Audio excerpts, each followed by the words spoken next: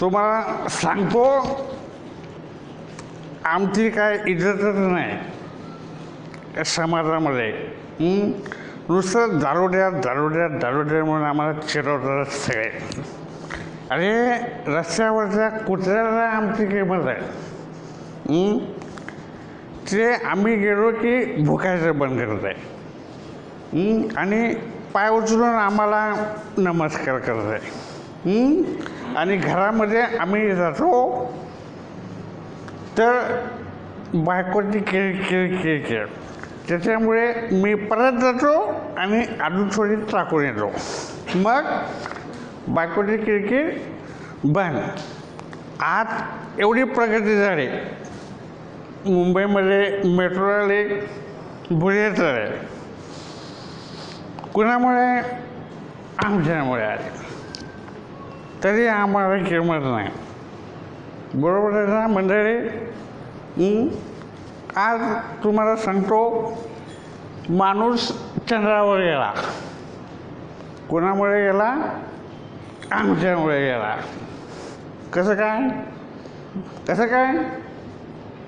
तो चंद्रावर जातो पण त्याला खाली येता येत नाही, म्हणून तो थोडी टाकतो आणि उडी मारतो. बरोबर ना? आणि तुम्हाला सांगतो, आज आमची फॅमिलीची इतकी बचत होते. बायको म्हणते शॉपिंगला चला, मी जातो सोबत आणि गायब होतो. रात्री 12ला घरी येतो. बायको म्हणते असू द्या शॉपिंग, म्हणून बायकोची पैशाची बचत होते. काय करणे प्लॅनिंग. आमची प्लॅनिंग एकदम परफेक्ट असते. आता सरकार म्हणत आहे वाघांची संख्या कमी झाली आहे. मी तर म्हणतो वाघांची संख्या कमी नाही झाली, ते दिवसा वाघ मोजतात, वाघ संध्याकाळी मोडाले. प्रत्येक गल्लीत एक वाघ बघायला भेटणार. हे सरकारला कोण सांगणार? हे सगळं कुणामुळे होतं? आमच्यामुळे होतं. आता तुम्हाला सांगतो, आमच्याशी कोणी वाद घालत नाही. विषय काढला आम्ही संपवून टाकतो. आम्ही कुठेही झोपतो.